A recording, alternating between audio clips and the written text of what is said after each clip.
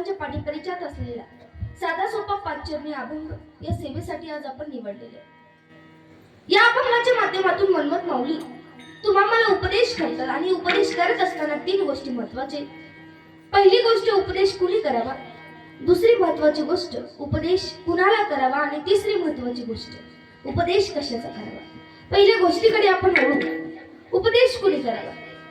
उपदेश करत असताना उपदेश करण्याची पात्रता असली पाहिजे. पात्रता जर असली नाही तर आपल्याकडे एक म्हण आहे पहा, लोकांसांगे ब्रह्मज्ञान आणि आपणच कोरडे पाशी. पण उपदेश करत असताना पात्रता महत्वाची.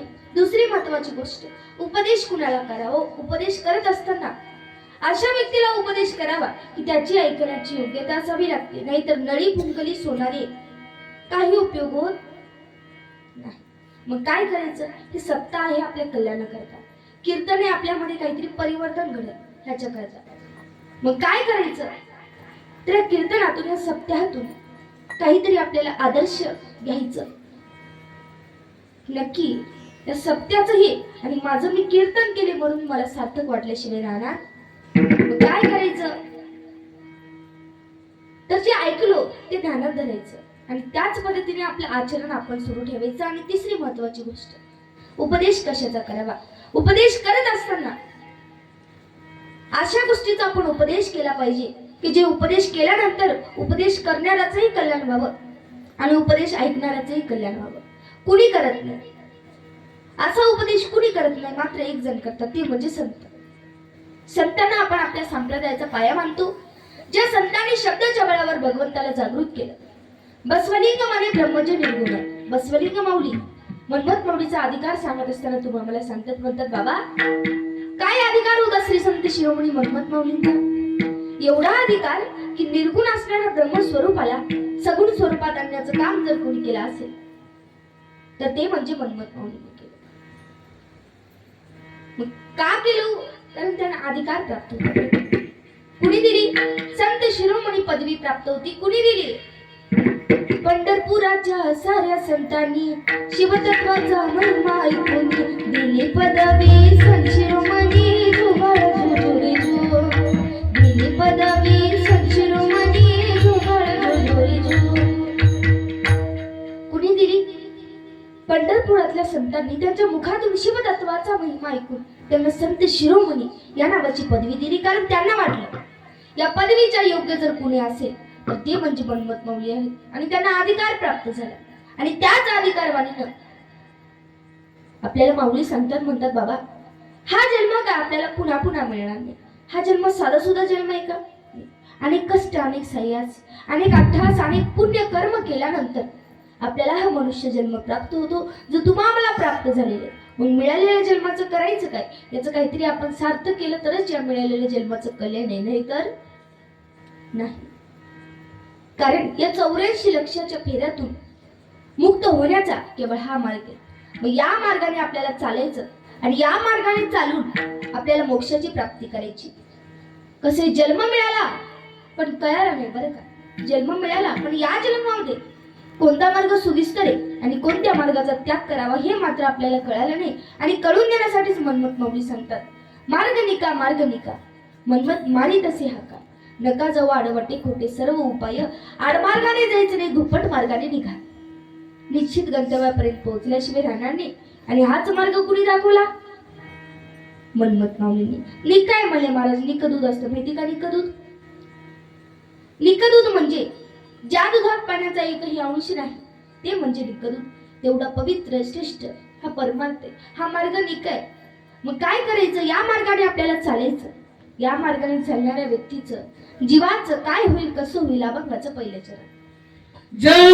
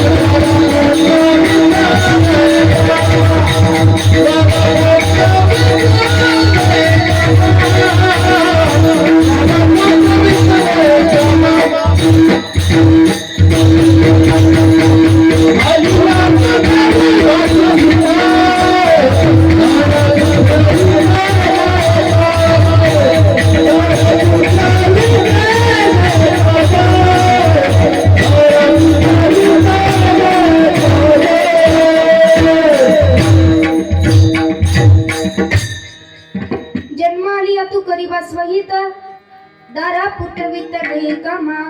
जन्म मिळाला म्हणजे काय झालं तर भगवंताच्या दिशेने जाण्याचा एक पाऊल पुढे झाला. जन्म मिळाला म्हणजे काय झालं तर मोक्षाच्या मार्गाने जाण्याचा एक पाऊल पुढे झाला. मग हा जन्म आपल्याला मिळालेल्या जन्माचं करायचं काय तर करीबास व्हायचं. माऊली सांगतात स्वहित झालं. आता स्वहित म्हणजे काय, स्वतःचं हित म्हणजे स्वहित. मग हित म्हणजे काय, आपलं हित कसं असतं समजा एखाद्या चहात जर माशी पडली तर आपण कशाला फेकतो, चहाला फेकतो. आणि तीच माशी जर तुपात पडली तर आपण कशाला फेकतो, का फेकतो, चहा 5 रुपयाची फेकायला परवडते, तूप 1000 रुपयाचे माशीला फेकायला परवडते. हे झालं आपलं. पण खरंच तुपाची एवढी वांग आहे की भांड्याच्या दुकानात गेल्याच्या नंतर म्हणावं लागतं तुपाचा चमचा, भाजीतला चमचा वेगळा आणि तुपातला चमचा वेगळा. पण गावातला चमचा या दोन्हीपेक्षा वेगळा. जे कुठेतरी खोल आहे ते भाजीतला चमचा आणि जे कुठंच खोल नाही ते मात्र तुपातला चमचा. पण कसं आहे, चमच्यापासून सावध राहायचं, कारण चमच्याचा एक दुर्गुण आहे. चमच्याचाही भांड्यात जातो त्याला रिकामा करून येतो. आता ज्याला मोठं व्हायचं ते नेता असो ना कोणता कीर्तनकार असो, चमच्यापासून सावध राहायचं. शिवाराम.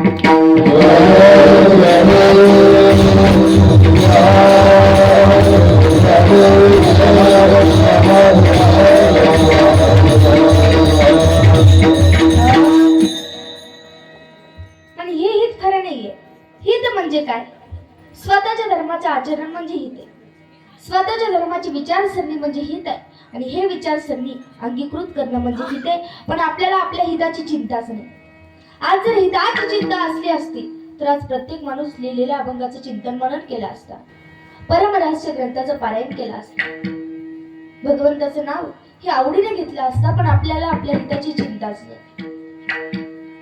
तुम्ही म्हणाल बाई आम्हाला जर चिंता असली नसती तर इथे येऊन कीर्तन ऐकायला बसलो असतो का असं. म्हणजे सर्वांना हिताची काळजी. मग हित कशामध्ये, भगवंताचं नामचिंतन करण्यामध्ये हित आहे, परमरहस्य ग्रंथाचं पारायण करण्यामध्ये हित आहे, या अभंगाचे चिंतन मनन करण्यामध्ये हित आहे. आणि हे हित आपल्याला करायचे, कारण पैशाचं हित करून काही फायदा होत. शेवटी आपल्यासोबत काही येणार आहे का.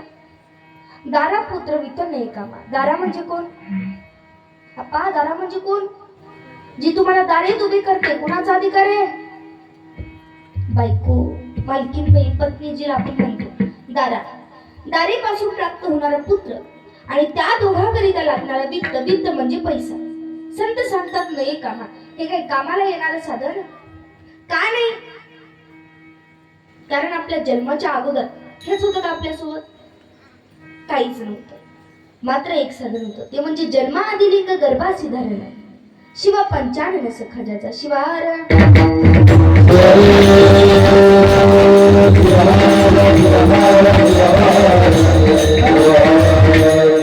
काय होतं, आपला इष्टलिंग होता.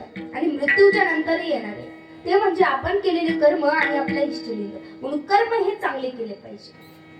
कर्म करायचे कशी करायची, ज्यांना आपलंही सार्थक होईल आणि दुसऱ्यांचंही. असे कर्म आपण केले पाहिजे. कर्म चांगले घडतात केव्हा? जेव्हा आपण संगत चांगल्याची धराल. नक्की कर्म चांगले घडल्याशिवाय राहणार नाही. मग कुणाची संगत धरा? ज्या पद्धतीने एखाद्या पाण्याच्या ठेवानं जर एखाद्या गरम तव्याची संगत केली तर त्याचं अस्तित्व टाकल्याबरोबर मिटतं. त्याच पाण्याच्या ठेवानं जर एखाद्या फुलाची संगत केली तर ते फुल खिळतं, फुलतं, छान होतं. आणि त्याच पाण्याच्या ठेवानं जर एखाद्या शिंपल्याची संगत केली तर त्याचं रूपांतर मोतीमध्ये होतं. त्या पाण्याच्या ठेवानं गरम तव्याची संगत धरणं म्हणजे या देहाने या संसाराची संगत धरणं. त्याच पाण्याच्या ठेवानं एखाद्या फुलाची संगत धरणं म्हणजे या देहानं सज्जन व्यक्तीची संगत धरणं. आणि त्याच पाण्याच्या ठेवानं शिंपल्याची संगत धरणं म्हणजे या देहानं संतांची संगत धरणं. आणि सर्वात श्रेष्ठ संगती जर कोणती असेल तर ती म्हणजे संतांची. काय आहे? संत संग ज्याला बला तिने लोकी मान्य झाला. ज्या जीवाला, ज्या भक्ताला साधू संतांचा संग लाभतो तो साधक या तिन्ही लोकांमध्ये स्वर्ग, मृत्यू, पाताळ या तिन्ही लोकांमध्ये त्या साधकाला मान्यते. का मान्यते? कारण ही संगती श्रेष्ठ आहे, धन्य आहे ही संगती. या संगतीचं महत्व सांगत असतो. लोहाने पैसाची धरली संगती, लोहाने पैसाची धरली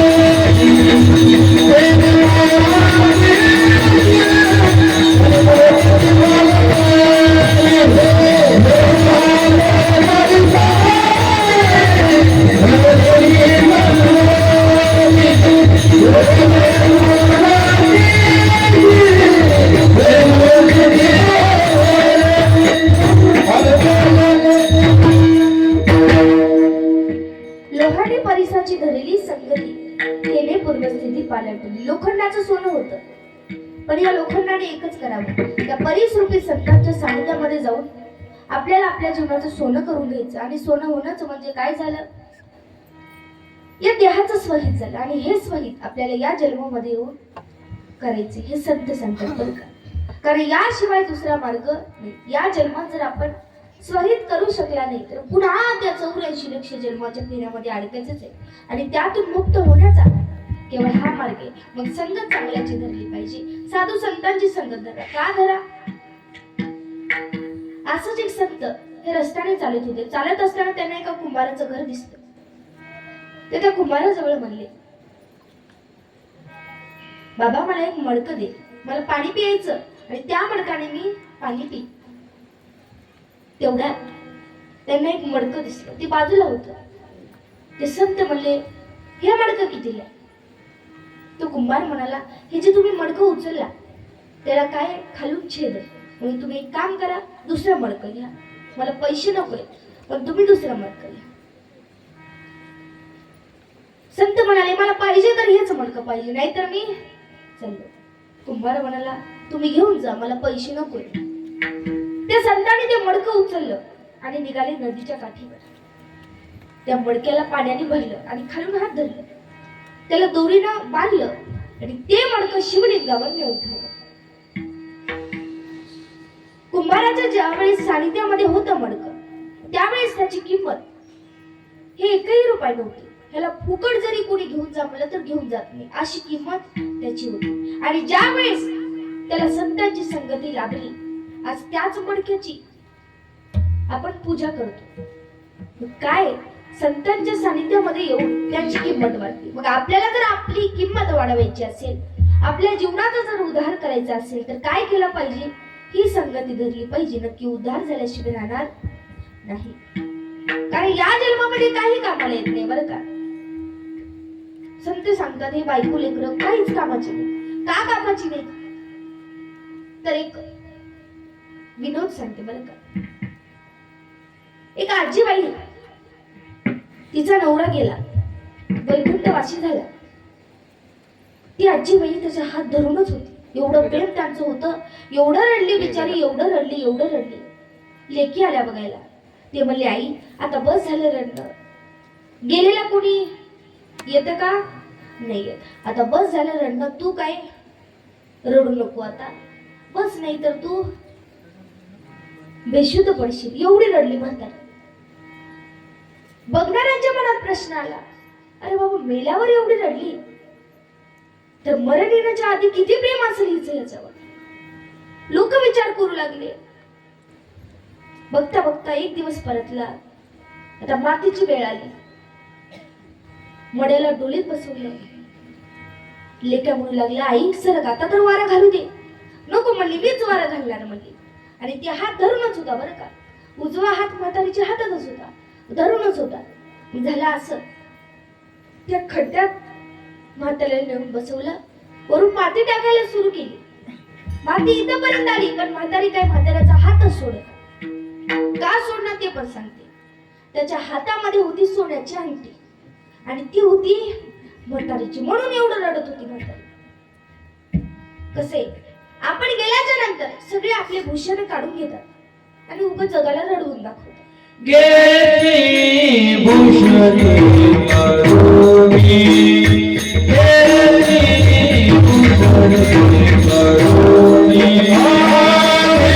गेली भूषणे करुणी,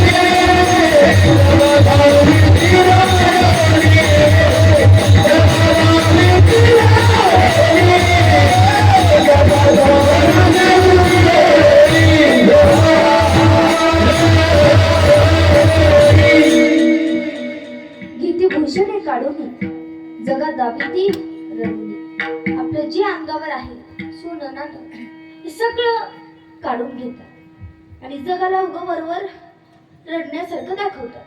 आणि ज्या वेळेस लोकांनी ती अंगठी काढली आणि म्हातारीच्या हातात ठेवली. म्हातारी माती होण्याच्या आधीच घरी जाऊन बसली. मग कुणीतरी आहे का आपल्या या जगामध्ये? कुणी नाही बरं का.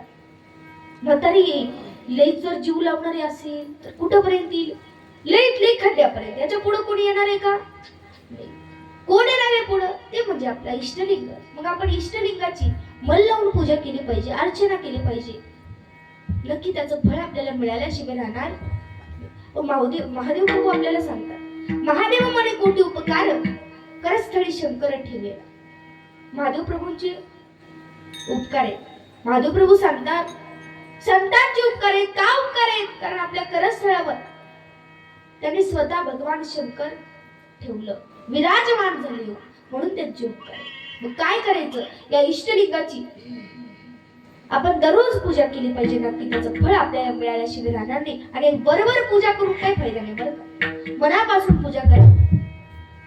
आपलं देवघर सुद्धा कुठं असतं? माय किचन मध्ये असतं.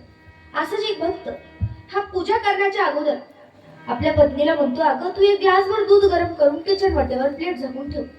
बिचारी पत्नी तशीच करते. एक ग्लासभर दूध गरम करते आणि किचन वाट्यावर प्लेट झाकून ठेवते. झालं असं.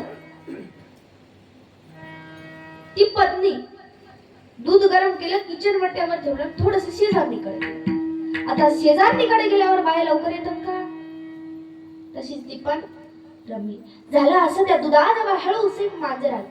त्या मांजराने त्या दुधावरची प्लेट खाली पडली. आता त्याचा आवाज ऐकून भक्ताचं मन हे कुठे गेलं? दुधाकडे गेलं. मांजर दुधापासून लांब जावं यासाठी भक्त मोठ्या मोठ्याने म्हणू लागला, ओम नमः शिवाय, ओम नमः शिवाय. पण मांजर काय हालेच ना. अजून मोठ्या मोठ्याने ओम नमः शिवाय, ओम नमः शिवाय. पण मांजर काय हालेच ना. झाला असं, भक्ताच्या हातात होती जपाची माळ. ती जपाची माळ घेतला आणि निर्दिशा मांजराकडे फेकून आली. ती बरोबर माळ गेली आणि जाऊन मांजराच्या गळ्यात पडली. त्या ठिकाणी मांजर सावध झालं. म्हणलं, बाबा आतापर्यंत जे आपण चोऱ्या केलो, जे खोटं बोललो त्याला माफी आहे, पण इथून पुढे आपल्याला बंदी आहे. का बंदी आहे? कारण आता आपल्या गळ्यामध्ये हे रुद्राक्षाची माळ आलेली. त्या ठिकाणी मांजर सुधारलं. पण माणसं काय सुधारले? आज जर माणसं सुधारली असते तर आम्हाला इथं कीर्तन करण्याची गरजच पडली नसती. शिवार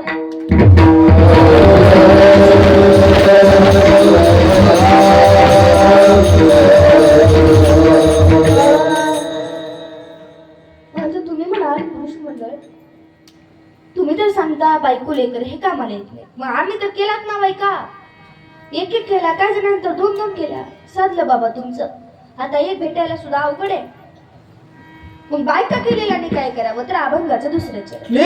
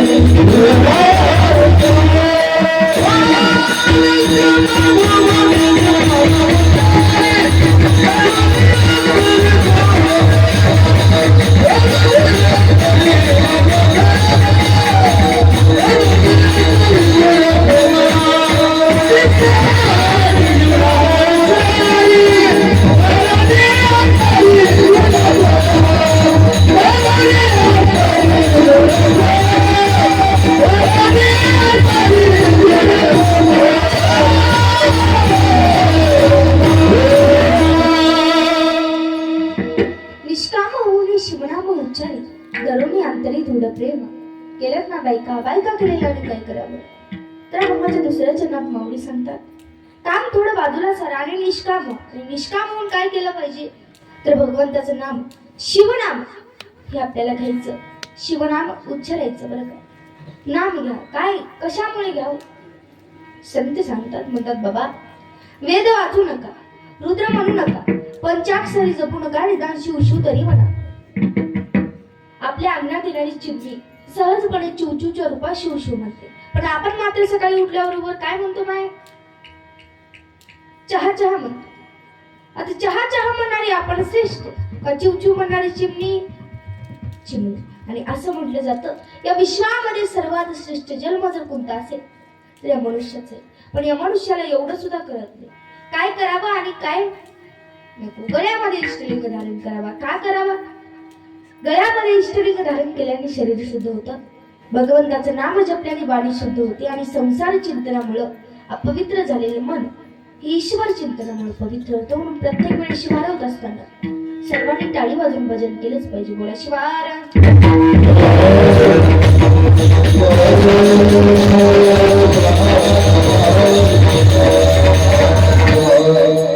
नाम घ्यायचं का घ्यायचं. नाम हे कसे सुदेहुनी गोड नाम हे शिवाचे घेई घेई वाचे माये वाचे. सुधा म्हणजे काय अमृत. आणि अमृतापेक्षाही जर श्रेष्ठ जर काय असेल तर ते म्हणजे भगवंताचं नाम आहे. आणि हे नाम आपल्याला घ्यायचे. संत आपल्याला विनवणी करतात म्हणतात बाबा घ्या. एक वेळ सांगायच्या नंतर आपण ऐकत नाही. पुन्हा पुन्हा सांगतात घेई घेई वाचे. वाचा म्हणजे आपली जीभ. आणि या जिभेला माय म्हणतात. माय नाम घे माय. ज्या पद्धतीने एखादा खोडकर जर लेकरू असेल आणि ते जर जेवण करत नसेल तर आई म्हणते माय थोडंसं खा माय थोडंसं खा माय. पोट भरणारे आपलं पण तळमळ असते आईची. त्याच पद्धतीने सार्थक होणारे आपलं पण तळमळ असते संतांची आज. आणि त्याच तळमळीनं संत सांगतात म्हणतात बाबा नाम घ्या. नाम गोड आहे पण आपल्याला घ्या वाटत नाही. दारू कडू आहे पण आपल्याला सोडा वाटत. पुरुष मंडळ सोडा वाटते का कसे दारू कडूच आहे ना. आमच्या गावात घडलेली घटना आहे. बायको नवऱ्याला रोज म्हणायची दारू पिऊ नका दारू पिऊ नका दारू पिऊ नका. एक दिवस नवरा वैतागला आणि झाकणभर दारू बायकोलाच पाजला. बायको म्हणाली हे तर खूप कडू आहे. नवरा म्हणाला तुला आज कळालं का हे दुःख मी कसं पचवत असं. मी काय एन्जॉय म्हणून पितो का ते मज मला कळत असतं. अशा व्यक्तींना सांगून काही उपयोग नाही. कसे आमच्या गावात घडलेली घटना आहे. सगळं आमच्या गावातच घडतं बरं का. शेजारीचे काका राहायचे ते खूप दारू प्यायचे. दारू पिऊन पिऊन त्यांच्या किडन्या फेल खराब झालं बरं. त्यांना ऍडमिट करण्यात आलं.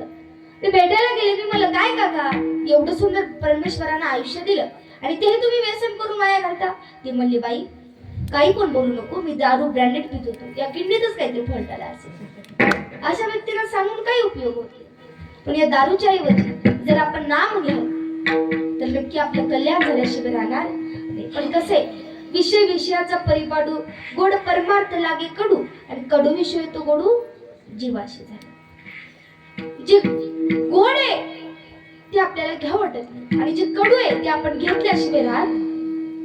जे सत्य आहे ते आपल्याला पटत नाही, आणि असत्य पटल्याशिवाय राहत नाही. पण असं जर आपण या जन्मामध्ये कराल तर नक्की आपला उद्धार झाल्याशिवाय राहणार नाही. मग काय करायचं? ही दारू सोडून आपल्याला नाम घ्यायचं, कारण नाम हे कल्याणकारक आहे.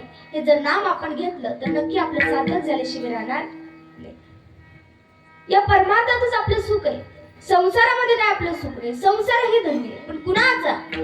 धन्य दयाचा संसार, धन्य दयाचा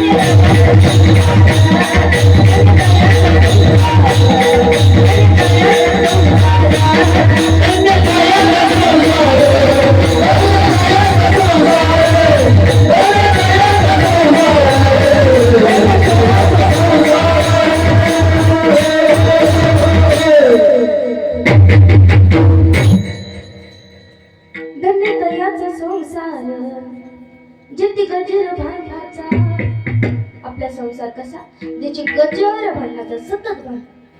पण हा संसार धन्य नाही. धन्य आहे पण कुणाचा संसार आहे? ज्याच्या संसारामध्ये सतत भगवंताचं नामचिंतन आहे, भक्ती आहे, त्याचा संसार धन्य आहे. पण महत्वाचं म्हणजे संसार ही पूर्ण होणारी गोष्ट नाही. ज्याला अपूर्णता आहे त्याचं नाव संसार आहे, आणि ज्याला पूर्णत्व आहे त्याचं नाव परमार्थ आहे. रावणा एवढा श्रीमंत माणूस आजपर्यंत झाले नाही, आणि इथून पुढे सुद्धा होणार नाही. एवढा श्रीमंत, विद्यावान, बलवान, पंडित जे आपण शिवतांडव स्तोत्र ऐकतो. जटाटवी गलम जलम प्रवाह विगरे गरे वलम विलंता जलम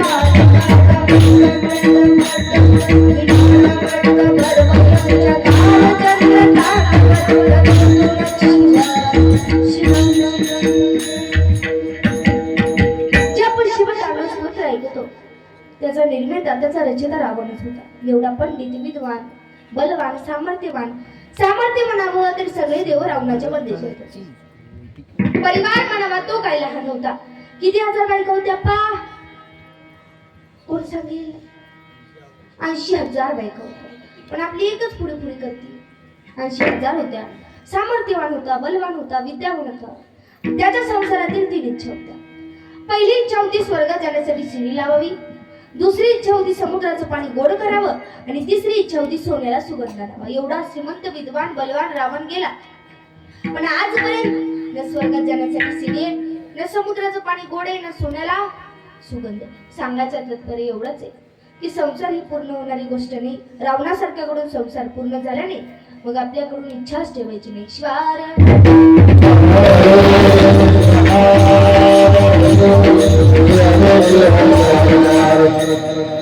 तुम्ही म्हणाल बाई काही इच्छा नाही, फक्त जीवनामध्ये शांती मिळावी. पण एक लक्षात घ्या, शांति की इच्छा चाहते हो तो पहिले इच्छा को शांत करो. शांतीची इच्छा जर आपल्याला मिळवायची असेल तर पहिले इच्छेला आपण शांत केलं पाहिजे. लेकिन ये इच्छा बड़ी बेवफा होती है, पूरी होते ही बदल जाते. इच्छा ही अशी एक गोष्ट आहे, एक पूर्ण झाली की लगेच दुसरी माणसं पुढे उभी राहते. त्याला दरिद्र म्हणतात, तहान संपत नाही. कसं इच्छेचं आणि माणसाचं नातं आहे. इच्छा माणसाला जगू देत नाही आणि माणूस इच्छेला मरू देत नाही. पण संत सांगतात जेवढी या संसाराची बरोबरी कराल तेवढ्याच्या परमार्थापासून लांब जाल. परमार्थ आहे विषय मनाचा, आणि करावा लागतो तोही मनासाठीच. काही जणांना परमार्थ आवडत नाही, कारण परमार्थात आल्याच्या नंतर आपल्या मनाचं स्वातंत्र्य शिल्लक राहते. काही जणांना सप्ताह कीर्तन हे काहीच आवडत नाही. कसे? ज्याच्या अंगामध्ये ताप आहे त्याला भोजन गोड लागत नाही. ज्याच्या अंगामध्ये ताप आहे त्याला भोजन गोड लागत नाही, आणि ज्याच्या अंगामध्ये पाप आहे त्याला भजन गोड लागत. आता जे म्हणतात हे व्यक्ती समजावं त्यांच्या अंगातलं पाप अजून गेलेलं नाही, आणि ते पाप जर नष्ट करायचं असेल तर संगत चांगल्याची धरा, कारण संगतीने माणूस घडतं आणि संगतीने बिघडतं. संतांच्या संगतीमुळे काय होतं तर या नामामधली गोडी आपल्याला कळते, आणि ही गोडी कळून घेण्यासाठीच हा मिळालेला मनुष्य जन्म. ही गोडी कळाली मग आपला मृदूपणा मिटतो आणि तिथं प्रेमाची निर्मिती होते. आणि हे प्रेम आपल्याला भगवंतावर करायचं. का करायचं? प्रेमामुळे काय होतं? अभंगाचे तिसरे चरण.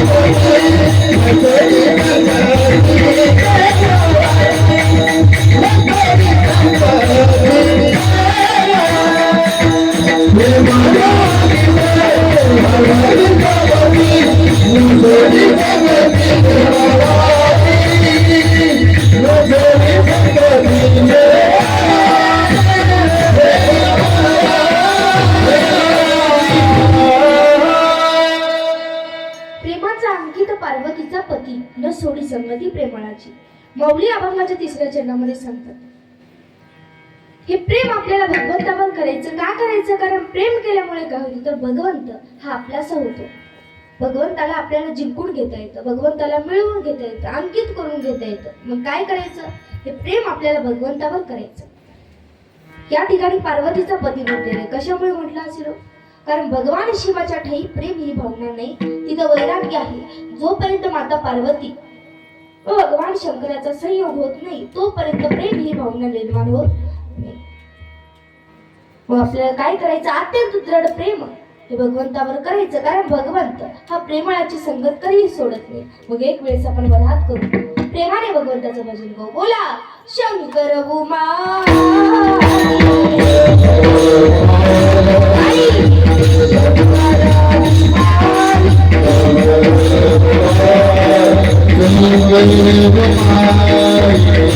Thank you.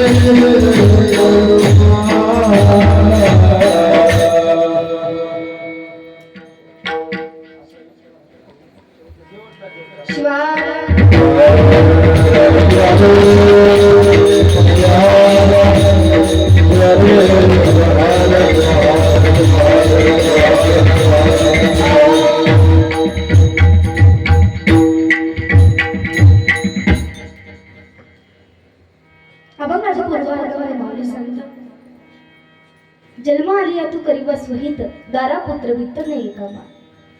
जन्माला आलात मग काय करा तर स्वहित सारा, कारण ही बायको लेकर संपत्ती हे काही कामाला येत नाही.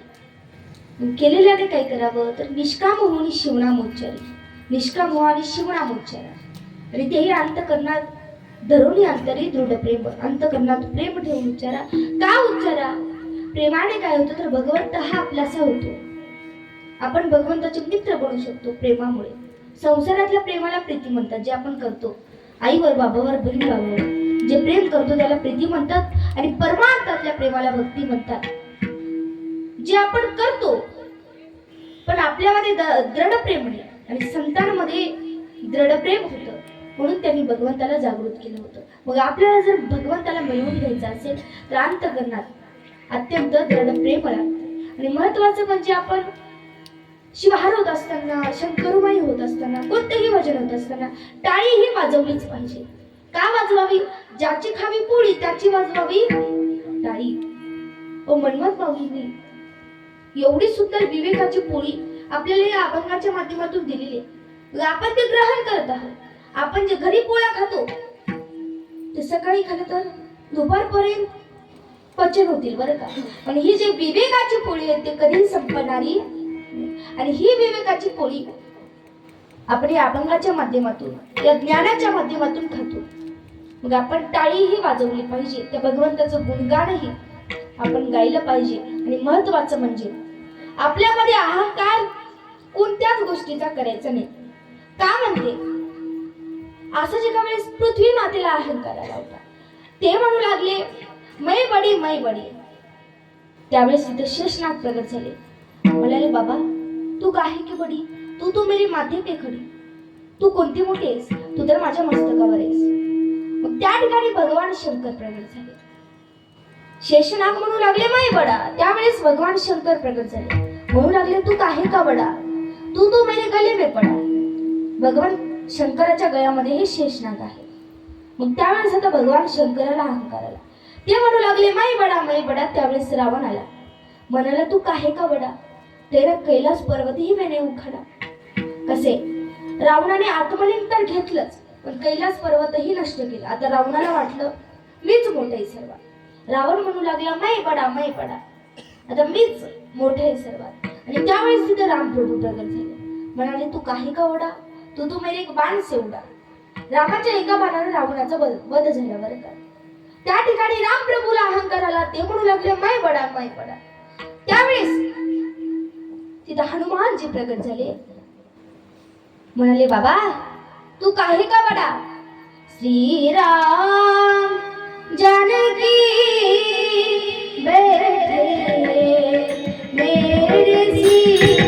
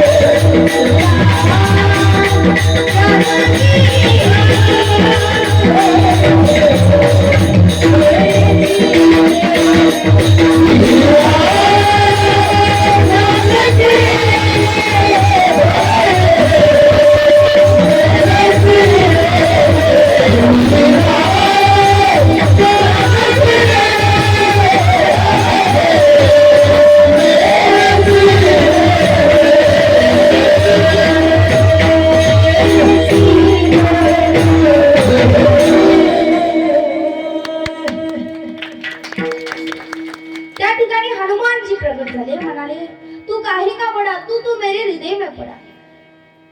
हनुमंताच्या हृदयामध्ये ही माता सीता आणि राम प्रभू आहे. ज्यावेळेस हनुमानाने छाती फाडली होती त्यावेळेस सुद्धा ते दोघं दिसले होते. आता त्याच्या हृदयामध्ये आहे. मग सर्वात मोठा कोण झाला? हनुमंत, म्हणजेच भक्त बर का. मग आपल्याला जर मोठं व्हायचं असेल तर या देवाची, भगवंताची आपल्याला भक्ती करायची आणि ती अशी तशी करायची नाही. भक्त हा भक्ती करण्यात वेडा झाला पाहिजे आणि भगवंताने त्या भक्ताची भक्ती बघून वेडी झाली पाहिजे. ते म्हणजे अभंगाचं 4थं चरण.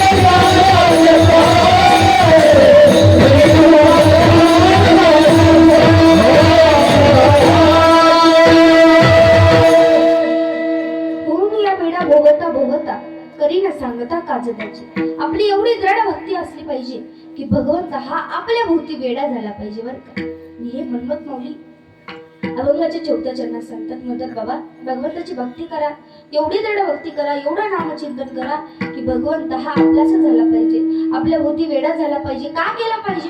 कारण आम्ही बाहुल्याच्या जाती, शूद्र दोरी तुझी हाती. आम्ही सर्वजण हे बाहुल्याच्या जाती आहोत आणि आपल्या जीवनाची शूद्र दोरी जर कुणाच्या हातामध्ये असेल तर ते म्हणजे भगवंताच्या हातामध्ये. जसं देव आपल्याला खेळवत तसं आपण खेळतो. आपल्याला काय पाहिजे? आपल्याला सुख पाहिजे. सहज जरी आपण मंदिरात गेलो तर म्हणतो देवा मला सुखी ठेव. मला सुख देणारा कोण आहे? सुख देईल शंकर करा पूजा नलवकार. सुख देणारा तो भगवान शंकर आहे आणि सुखाची प्राप्ती करण्याकरता आपल्याला पूजनच करावे लागेल, भक्तीच करावी लागेल. एवढंच नाही तर जो व्यक्ती भगवंताच्या जवळ असतो, सतत भक्तीमध्ये एकनिष्ठ असतो, त्याच्या जीवनामध्ये कुठल्याच प्रकारचं दुःख येणार नाही.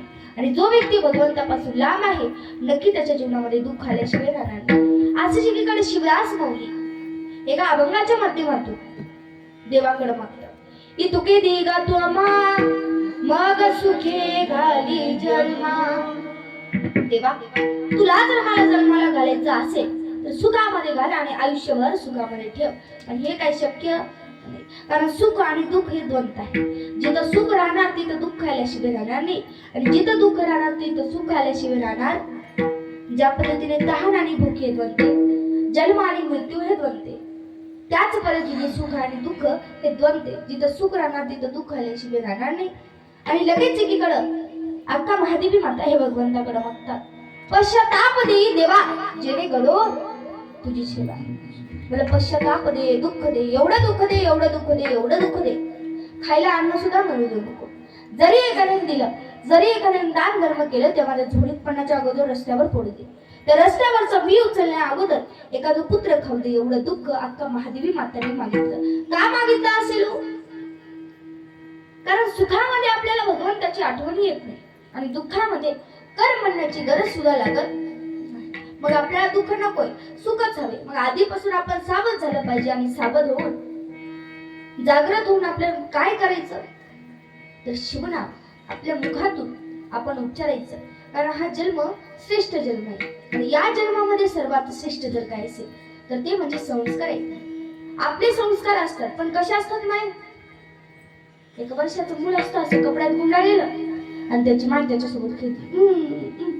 तुला मामाची पोरगी बायको करायची, दमधर कुणाची करायची आणि कुठून आणायची. शेजाराची पोरगी आली ही तुझी बायको, भावाची पोरगी आली ही तुझी बायको, नातवंडाची पोरगी आली ही तुझी बायको. आता लहानपणीपासून त्याच्या डोक्यात बायकोच घातली. आता त्याला बायको आवडणार नाही तर कोण आवडल बरं? घातली कोण? नाही ना. लग्न लावून दिलं कोण? नाही ना. सुनाई घातली नाही. त्रास कुणाला होतो? महिला. मुलगा म्हणतो तुलाच पाहिजे होती, घे आता. अशी वेळेची नाही. जर आपण संस्कार चांगले दिला तर. आपले संस्कार कसे असतात सांगता? माझ्या वर्गामध्ये 2 मुलं होते. एकाचं नाव होतं राम आणि दुसऱ्याचं होतं श्याम. राम हुशार होता आणि श्याम ध होता. तोंडी परीक्षा आली, रामाला बोलावून घेतलं. त्याला पहिला प्रश्न केला भारताचे पंतप्रधान कोण? तो मला नरेंद्र मोदी आहे. सर मला ठीक आहे. दुसरा प्रश्न केला भारत स्वातंत्र्य कधी झाला? तो मला 1943 पासून प्रयत्न चालू होता आणि 1947 ला आपला भारत स्वातंत्र्य झाला. सर म्हणले ठीक आहे. तिसरा प्रश्न केला माणूस चंद्रावर राहू शकतो का? तो मला शास्त्रज्ञ शोधला होते. सर म्हणले ठीक आहे. तुझा आणि श्यामला वाटलं होते. रामने श्यामला उत्तरे सांगितली आणि तिला वाटलं. श्याम येताच सरांनी पहिला प्रश्न केला तुझ्या वडिलांचं नाव काय? तो मला नरेंद्र मोदी. सरांना वाटलं असेल कारण आपण नाव पण असे ठेवतो. टॉमी, बबली, आता ते कुत्र्याचं का माणसाचं ते सुद्धा कळत. तो मला नरेंद्र मोदी. सरांना वाटलं असेल. दुसरा प्रश्न केला सरांनी तुझा जन्म कधी झाला?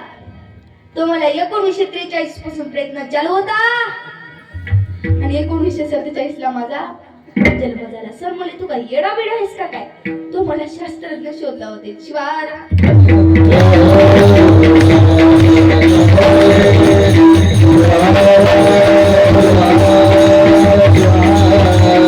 असे जर आपण संस्कार दिलो तर नक्की आपला मुलगा आपलं कल्याण केल्याशिवाय राहणार. संस्कार चांगले द्यायचे. निदान अशी द्यायची की त्याला बाईतली ताई कळाली पाहिजे. कारण ज्याला बाईतली ताई कळाली तो मुक्ताईचा ज्ञान झाला. ज्याला बाईतली मैत्रीण कळाली तो राधेचा श्याम झाला. ज्याला बाईतली पत्नी कळाली तो सीतेचा राम झाला. आणि ज्याला बाईतली आई कळाली तो मात्र जिजाऊचा शिवबा झाला. म्हणून शिवरायांसाठी एक बार जोरदार टाळ वाजवा. शिवजयंती आली, आपण काय करतो? एका लाखाचा डीजे लावतो आणि दारू पिऊन धिंगाणा करतो. झाली आपली शिवजयंती. पण शिवजयंती अशी साजरी न करता साजरी अशी केली पाहिजे की ज्यातून काहीतरी आपल्याला शिकायला भेटलं पाहिजे, काहीतरी आदर्श त्यांचा आपल्याला घेता आला पाहिजे. नक्की आपला पण मुलगा शिवराय झाल्याशिवाय राहणार नाही. या हिंदवी स्वराज्याची स्थापना केली. कुणाची इच्छा होती? श्रींची इच्छा होती. श्रींची इच्छा म्हणजे कुणाची इच्छा? छत्रपती शिवाजी महाराजांची नाही, जिजाऊ मातांची इच्छा होती की छत्रपती शिवाजी महाराजांनी या स्वराज्याची स्थापना करावी. त्यांना कमतरता भासली आणि त्याच कमतरतेमुळे आज छत्रपती शिवाजी महाराजांनी या हिंदवी स्वराज्याची स्थापना केली. नुसतं स्थापनाच केली नाही तर ते घडवून स्वराज्य आपल्या हातात दिलं. आता आपल्याला घडवायचं का बिघडवायचं हे केवळ आपल्या हातामध्ये. आणि घडविना करता हा स्वराज्य आपल्या हातात दिलं. मग आपण काय केलं पाहिजे? संस्कार चांगले टाकले पाहिजे बरं का.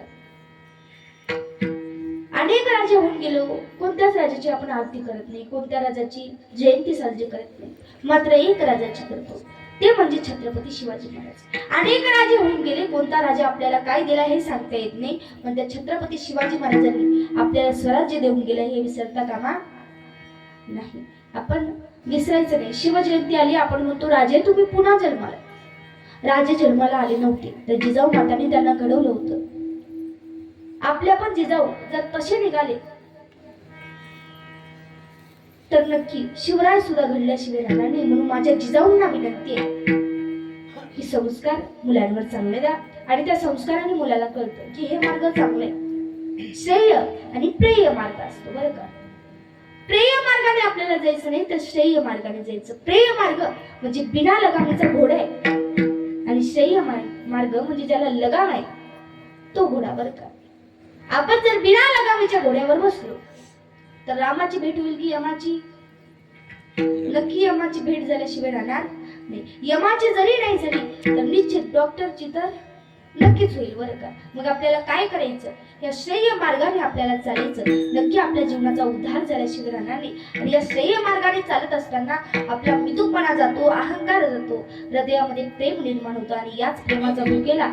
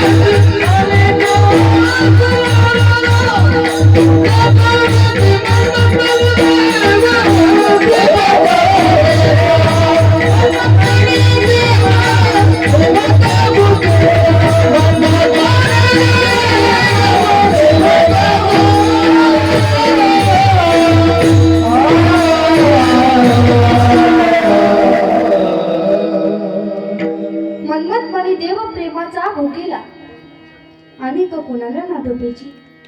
माऊली शेवटच्या चरणात तुम्हा मला सांगतात, म्हणतात बाबा भगवंताला दुसरं काही लागत नाही. भगवंता भोगेलाय कशाचा?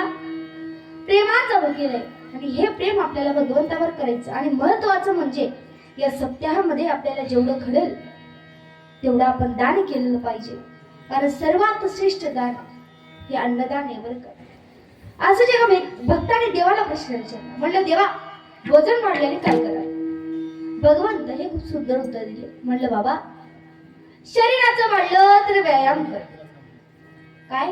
शरीराचं वाढलं तर व्यायाम कर, आजाराचं वाढलं तर प्राणायाम कर, मनाचं वाढलं तर ध्यान कर, आणि पैशाचं वाढलं तर दान कर. आणि सर्वात श्रेष्ठ दान जर कोणतं असेल तर ते म्हणजे अन्नदान आहे. आणि आज सकाळचे फराळदाते श्री अंतेश्वर माधवराव मुंगळे व तसेच दुपारचे अन्नदाते श्री शशीराव नागेश पाटील व तसेच रात्रीचे अन्नदाते श्री शिवराज माधवराव मुंगळे यांच्यासाठी एक बार जोरदार टाळ्या वाजवा. असंच दान आपल्याला या सप्त्यामध्ये करायचं. अहो एवढा सुंदर जन्म दिला आपण, त्या भगवंताचे उपकार फेडू शकत नाही. मग ही एक सुवर्ण संधी मिळाली आणि या संधीच्या माध्यमातून आपल्या जीवनाचं आपल्याला सोनं करून घ्यायचं. असंच आपण दान करत राहायचं आणि हे सप्ताह आपल्याला चालू ठेवायचं. आता जास्त काही बोलत नाही, जाता जाता एवढंच सांगते, कुणीही व्यसन करू नका, मुलांवर संस्कार चांगले टाका. आणि महत्वाचं म्हणजे कुणी आपल्या आई वडिलांना घराच्या बाहेर काढू नका. आई सर्वांना कळाली, पण आई एकदा का गेली तर आईची जागा या विश्वामध्ये कोणी घेऊ शकत नाही. कोण भला दुनिया में माँ की जगह ले सका, कोई कहते क्या होती है माँ, माँ की माँ होती है माँ. या विश्वामध्ये आईची जागा कोणी घेऊ शकत नाही. आई सर्वांना कळाली, पण बाप मात्र कधी कुणाला कळाला? ओ बाप म्हणजे काय आहे? बाप म्हणजे पाठीचा कण आहे, बाप म्हणजे डोक्यावरची छत्री आहे, बाप म्हणजे घराचा पाया आहे. पाया जर का खचला तर अख्खं घर कोसळतं. पण जीवनामध्ये बापाला किंमत द्या बरं का. बाप काय आहे? बाप तलवार ढाला, बाप पेटती मशाला, बाप जागतो म्हणून घर निजते खुशाल, बाप म्हणजे कसा जसा पाण्यात मासा, त्याच्या डोळ्यातली असावा कोणा दिसणार कसा. बाप म्हणजे काय असतो? बाप दिवस रात्र कष्ट करतो म्हणून घर हे सुखाने निजलेलं असतं. बाप म्हणजे कसा? जसा पाण्यात जसा मासा असतो, माशाचे अश्रू कधी कोणाला दिसत नाही बरं का. त्याच पद्धतीने बापाच्या उरामध्ये किती माया आहे ते कधी कोणाला दिसणार नाही.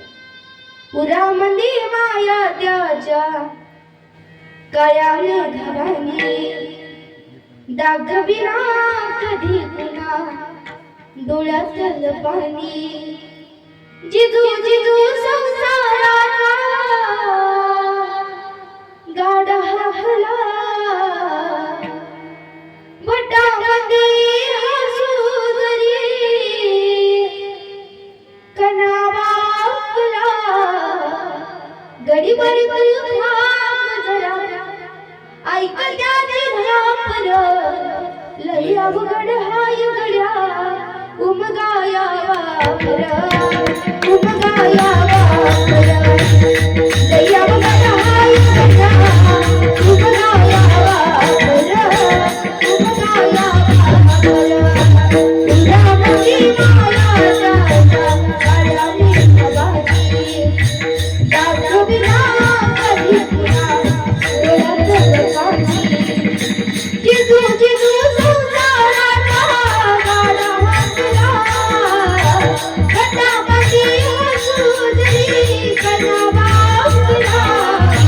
गडीभर थांब जरा ऐक त्याची धापलं लई अवघड हाय गड्या उमगाया वापर उमगाया वापर लई अवघड हाय गड्या उमगाया वापर उमगाया वापर.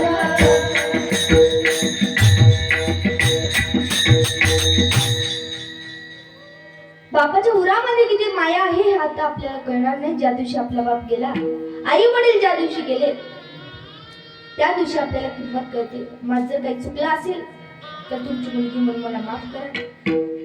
झालेली कीर्तन रूपी सेवा मी इथेच माझ्या गुरुमाऊलीच्या व माझ्या आई वडिलांच्या चरणी समर्पित करते. ही माझी वाक पुष्प पूजा समर्पण हो श्री गुरु राजा वनमत श्री गोविंद देवजा श्री गुरु नागेशाशी श्री गुरु नागेशाशी श्री गुरु नागेशाशी.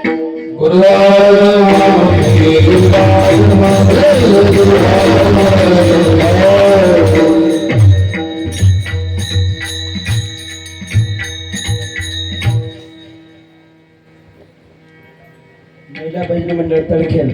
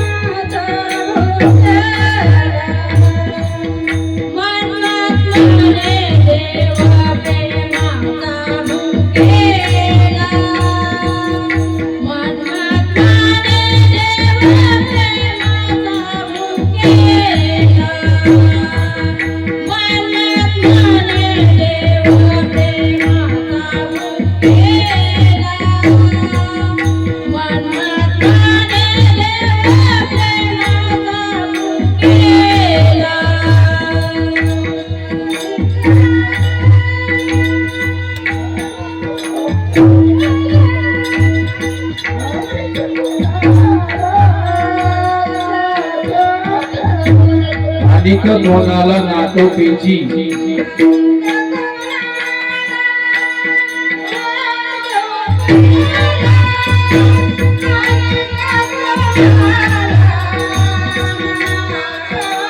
निष्काम होई होना मौज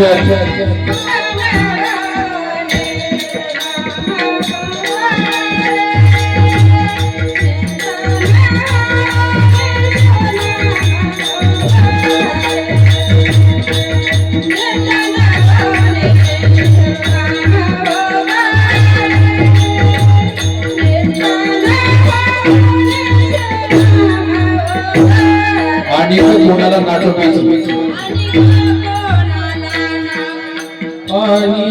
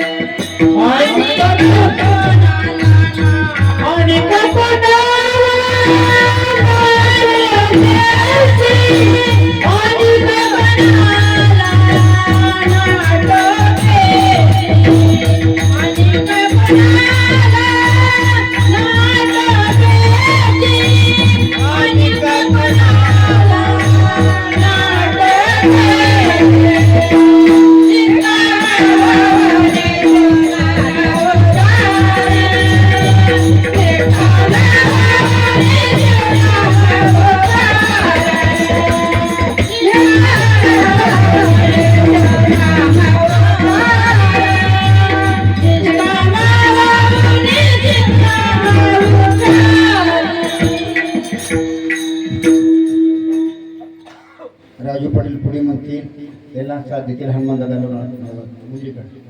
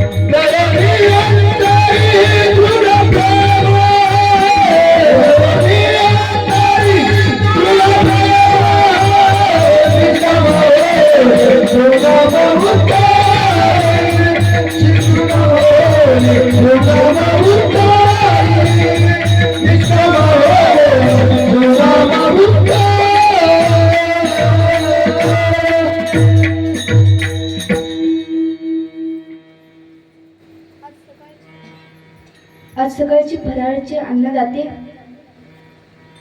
व दुपारची आणि संध्याकाळची अन्नदाते त्यांचा सत्कार इथे होणार आहे.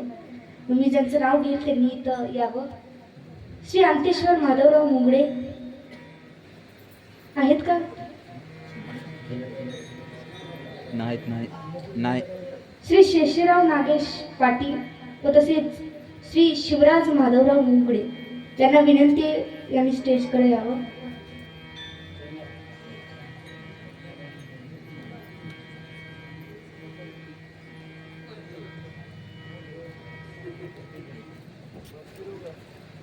बाईला वाटलं देणं आला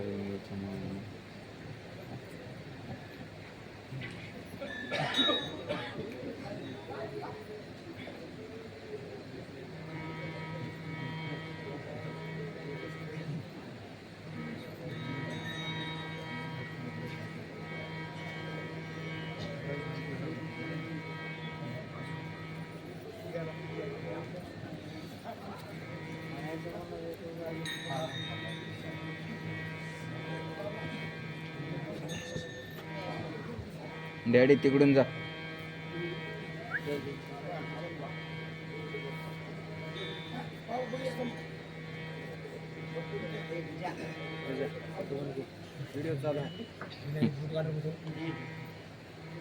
हां अरे लॉक.